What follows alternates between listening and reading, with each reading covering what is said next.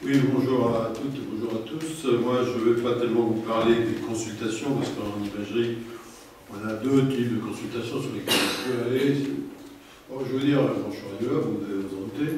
Je pratique essentiellement 90% de mon temps sur des cancéros et de la radiologie interventionnelle.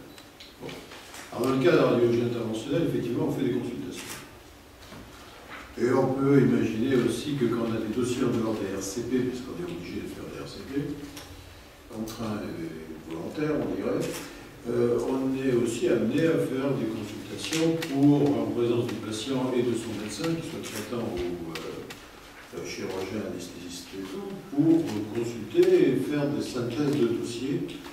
On peut l'imaginer. En dehors de ces deux cas particuliers, on n'est pas si vous voulez, dans l'objectif des consultations telles que vous les avez décrites. Donc moi, je vais vous parler valeur des actes et je vais vous parler coût de la pratique. Pour le contexte de l'imagerie, vous le connaissez, on a une variable d'ajustement monétaire régulière depuis 2005 avec la biologie, qui consiste à ce que le PLFSS, le réserve régulièrement de l'argent, pour pouvoir rentrer dans les clous, abonder les caisses de la Sécu, et comme l'a dit Jean-François, avec un modèle qui est quand même respecté par nous-mêmes. Alors depuis 2008, on suivi des plans, le motif c'est pseudo de productivité dont je vais vous reparler, et avec comme item, le fait de dire que les radiologues sont ceux qui gagnent le plus d'argent, je vous démontrerai que c'est faux. Ce en quoi je pourrais dire que c'est dommage, mais il y en a d'autres qui nous dépassent, et tant mieux pour eux. Mais bon, quand on se prend une claque, moi j'aime bien savoir pourquoi je la prends, je suis prêt à la prendre pour ce coup. Ouais. Donc on n'est pas affecté par les GHS, en particulier je vous parle en radiologie interventionnelle, on n'est pas inclus dans un GHS, jamais. On n'a pas des GHS ciblés. On s'inscrit dans un GHS existant, mais on n'est pas en GHS ciblé, même pour des durées d'hospitalisation de 3 jours suivies d'embolisation, de chimiothérapie. Alors les gains de productivité. Alors il y a un gain de productivité. Les tutelles nous sortent régulièrement ça, en toute mauvaise foi, parce qu'ils confondent la gain de productivité technique du gain de productivité de l'acte médical. C'est-à-dire qu'on a des appareils scan et IRM qui fonctionnent de plus en plus vite. Alors, en scan, surtout, en IRM, au début, on faisait 2 examens heure, à l'heure actuelle, on tourne à 2,5, en fonction de ce qu'on fait, effectivement, 2,5 patients heure, et en scan, on peut aller jusqu'à 5 patients, en fonction, évidemment, de ce qu'on fait. Le seul souci, c'est que dans l'acte médical, comme vous le savez tous, il y a à la fois la réalisation de l'acte sur le patient, mais aussi l'interprétation. Et l'interprétation, il y a 10 ans, 15 ans, on faisait une interprétation sur un acte de cancéro avec 50 images qu'on comparait les unes par rapport aux autres. Maintenant, nos chers scans, avec leurs multibarrettes, etc., nous sortent environ entre 700 et 1000 images pour un patient. Ce qui fait que quand vous comparez tous les 6 mois 500 à 700 images les unes par rapport aux autres, parce que les cancérologues, ils ont raison, demandent de voir si le ganglion a diminué 3-4 mm pour ce thérapeutique. On ne le regardait pas en 2 minutes. À titre personnel, l'évacuation de scanner IRM, c'est un peu moins, mais de scanner pour la cancéro, je l'ai terminé à 20h, 20h30. À l'heure actuelle, j'ai terminé minimum à 22h, parce que les patients sont passés, mais après, on compare. Donc le gain de productivité, je m'insurge contre ce terme, en particulier en imagerie. C'est un terme qui est galvaudé par les constructeurs de matériel pour pouvoir vendre. Disons, vous allez voir, maintenant vous pouvez faire 4 patients à l'heure, c'est extraordinaire, vous allez voir ce que vous allez pouvoir gagner. Donc il faut faire attention entre ce qui est dit et la réalité des choses. C'est un acte médical, donc le patient, lui, ce qui l'intéresse, c'est de sortir avec son compte rendu. Alors les revenus. Alors les revenus, vous savez, c'est les revenus, c'est les honoraires, on les charge, c'est pas très compliqué. Et nous, on a un certain nombre de choses qui nous pollue l'affichage de ce qui est dit sur les revenus. D'abord, les médecins hospitaliers sont inclus dans nos revenus. Alors, ils sont peu nombreux, mais ils pèsent lourd. Parce que les revenus des médecins hospitaliers, c'est les revenus de leur consultation libérale, qui sont, eux, payés par la CNAM. Et on connaît les chiffres moyens des dépassements à des consultations libérales des médecins hospitaliers, c'est pas anecdotique. Alors, heureusement pour nous, ils sont peu nombreux. Si c'était très nombreux, on serait encore plus maltraité. Alors il y a d'autres choses dont je vous parlerai un peu plus loin, c'est le problème du du recueil des données comptables qui sont...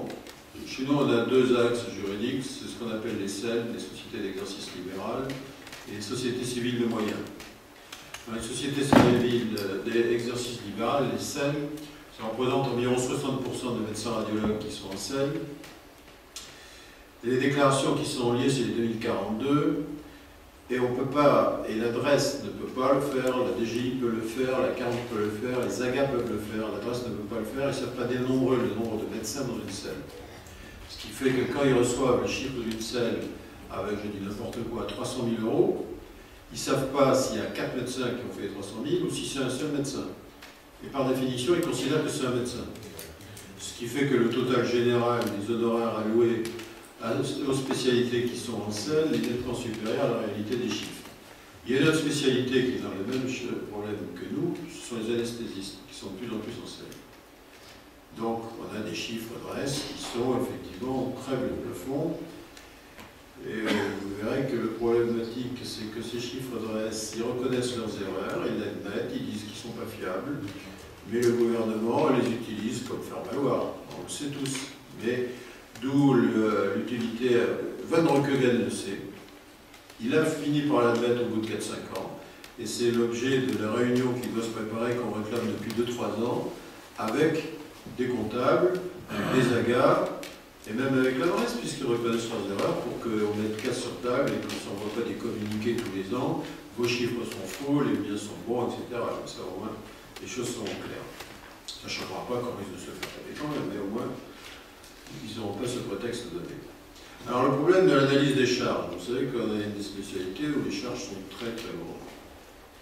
Alors, le calcul sur un mode d'évaluation, alors le mode d'évaluation qui a été prise pour l'élaboration de la CCM date avant, vers les années 95-96, managée par Mme Agnès Patin, qui a fait qu'on s'est retrouvé avec des estimations un peu farfelues. Pourquoi? Parce que le mode de construction même est mauvais.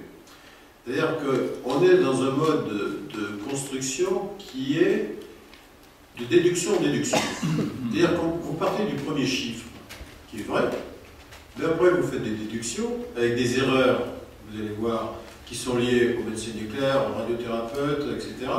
Ce qui fait que quand vous cumulez les erreurs, celui qui se retrouve en bas de la colonne a toutes les erreurs cumulées.